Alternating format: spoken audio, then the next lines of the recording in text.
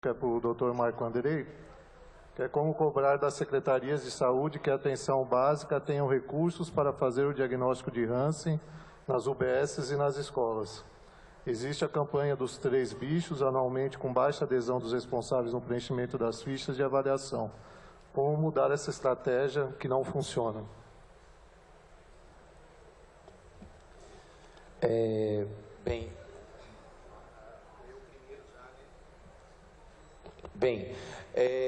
Realmente a Secretaria do Estado faz a campanha dos 3 bichos. Inicialmente ela era drenada para os municípios que ainda eram considerados como prioritários no Estado, que é um pouco diferente do que o Ministério adota. O que eu penso sobre isso? Eu acho que essa baixa adesão é porque as pessoas não conhecem hanseníase.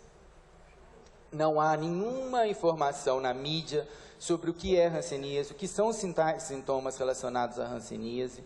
Isso, o próprio Ministério não incentiva, no sentido de colocar, quando a gente pede um apoio midiático, eles falam que a gente não pode fazer um apoio midiático à doença exclusiva, por isso que foi uma das táticas colocar a hanseníase dentre as doenças negligenciadas. Eu acho que precisa mesmo informação, né? Eu tenho uma frase que eu falo muito: só o conceito destrói o preconceito. Eu acho que a gente está vivendo bem isso, né? Embora... e na hanseníase, primeiro a ilusão, a população, ela acha que não existe mais hanseníase. Quando você vai discutir, mas isso não é um problema da Bíblia. Outra, você fala hanseníase para o paciente está te olhando com aquela cara de ET, né? Assim, você é um ET para ele. Aí ele pergunta, mas eu não entendi ainda. Aí quando você fala, olha, é a antiga lepra, né? Você tem que explicar o que é mesmo a antiga lepra, porque quando você fala antiga lepra, ele vai na Bíblia e só vai ver o que tem de pejorativo para a hanseníase, né? E ele está ali com o pé caído, né? E quando faz mídia de hanseníase, se preocupa mais em falar que hanseníase tem cura do que falar sobre os sinais e sintomas de hanseníase. Hanseníase tem cura sim, eu acredito piamente no esquema poliquimioterapêutico, desde que o diagnóstico seja precoce. Falar com o paciente que está com o pé caído, que ele vai tratar e vai ter cura, isso é hipocrisia. Esse pé caído, dificilmente eu vou fazer levantar. E cura, quem faz medicina com integridade e responsabilidade, sabe que isso não é cura. Então, o que precisa mesmo é informação. E cabe nós, como médico, o maior preconceituoso da hanseníase é o médico, viu, gente? O ano passado, vocês terem uma ideia, eu só quero alertar a população que CRM não protege ninguém de hanseníase. Eu mesmo sou um ex-paciente de hanseníase. E que eu passei em 2 colegas, para não fazer um autodiagnóstico, que disseram que eu estava doido. Que aquilo não era. Até minha chefe chegar, eu falei, professora Norma, olha a minha perna. E ela, no olhar, ela estava viajando fora do país, quando ela voltou, não, isso aí é hanseníase mesmo. Nós precisamos estudar, orientar a população, treinar os colegas para que as pessoas sejam empoderadas para o diagnóstico. Temos que parar de encaminhar, parar de pedir diagnóstico por complementar. Exames complementares devem ser complementar, eu não sou contra, mas tem que ter bom senso nisso. E na hanseníase, infelizmente, mesmo que você invista isso, você não vai conseguir. O que precisa é comprometimento de fazer um exame neurológico bem definido, achando a ilha e ali se empoderar com o diagnóstico. Isso precisa realmente de treinamento. Obrigado, desculpa, eu falo demais.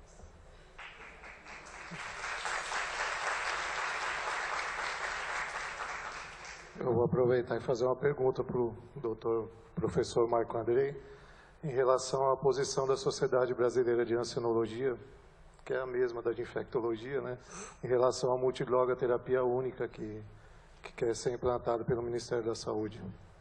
Então, eu acho que essa história serviu muito para falar em hanseníase, né? A briga que aconteceu, até mesmo a infectose veio, a neurologia veio. Eu acho que o grande benefício dessa história foi esse. Eu realmente não acredito na poliquimioterapia em dose, na questão unificada. O que é isso? A OMS percebeu isso, fez um guideline, fez toda a avaliação de evidência. Hoje nós não temos evidência para tratar os pacientes multibacilares em 6 doses, em 6 meses. Porque o bacilo ele é extremamente difícil, às vezes, de ser acessado. Os casos de resistência, nós estamos em torno de 7%, está sendo rediscutido, mas é em torno disso, em vários serviços. O meu centro, o número de casos resistentes com 48 meses de tratamento que chega para a gente, isso é absurdo, ainda com rancenomas gritando. Então, a sociedade é terminantemente contra isso, porque não há evidência. Eu não sou contra o trabalho, só tem um trabalho mais ou menos bem desenhado. Tem outros dois que muito ruins.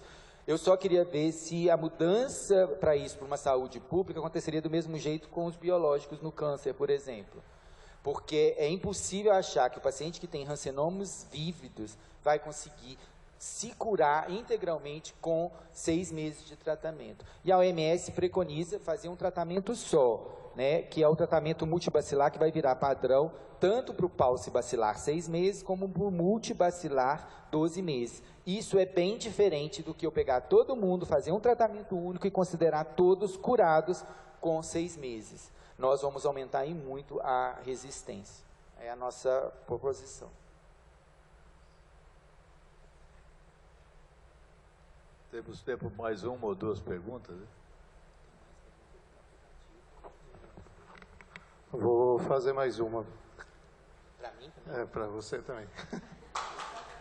Se a gente pega os números aqui do estado de São Paulo, dos grupos de vigilância epidemiológica, o que chama bem a atenção, os maiores índices de detecção de casos novos são nas divisas de estado, e o que chama muita atenção é Caraguatatuba, né?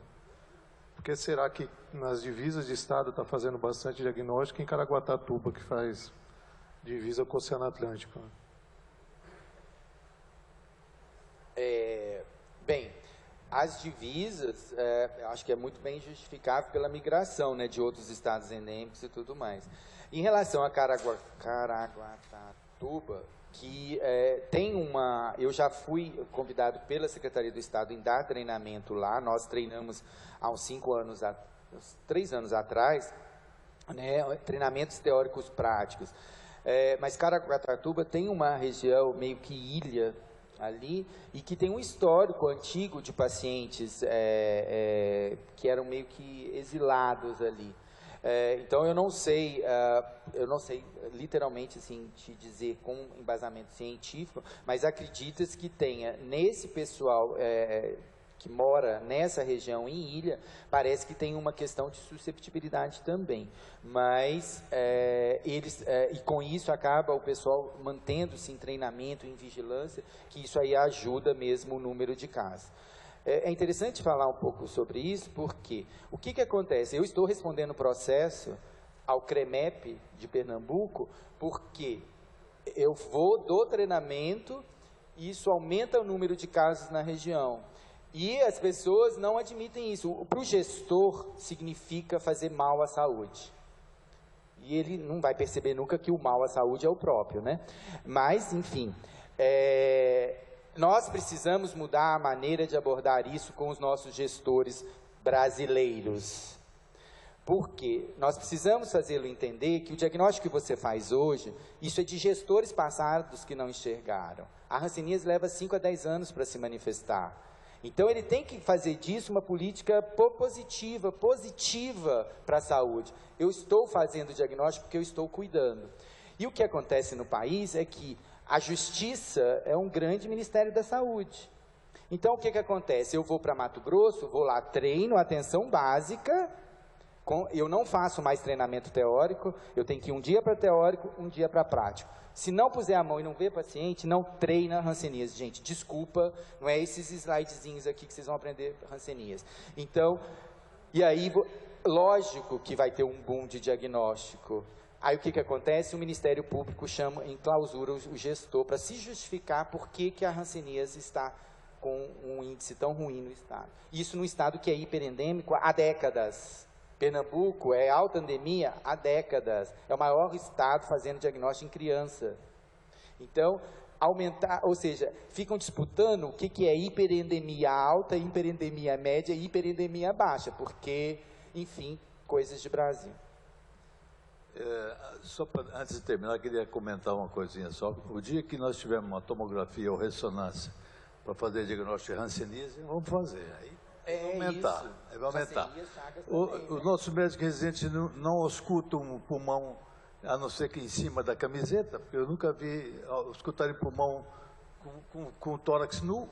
Como é que vão tirar a roupa do paciente para examinar a alteração de sensibilidade? Então, esquece. Nós temos que criar uma ressonância magnética para a hanseníase. Aí nós vamos fazer diagnóstico. E outro dado importante é que nós não temos mais dermatologista, a gente tem só esteticista. Porque meu amigo Márcio Gagini, na região lá de Fernandópolis, quando ele chegou lá, ele foi obrigado inicialmente a pegar os casos de hanseníase, porque nenhum dermato não trata. Eu não sei tratar isso não. Não me manda isso para mim não, pelo amor de Deus. Manda a estética, botar o botox, etc, etc. E hoje, depois se tiver a oportunidade de conversar com o Márcio, com o apoio que ele está tendo do Marco, ver o que é a região dali da divisa com o Mato Grosso, de Fernandópolis. Lotado, porque ele está procurando. Então, nós vamos encerrar a nossa reunião aqui. Mas eu estou... Não, depois. O tempo não tem. Foi ordem da chefa. Depois você pergunta, por favor, separado. Então, agradecer a Chicanai, ao Marco, ao professor Marcos Bolo, ao Márcio Gagini, e bom congresso para vocês todos.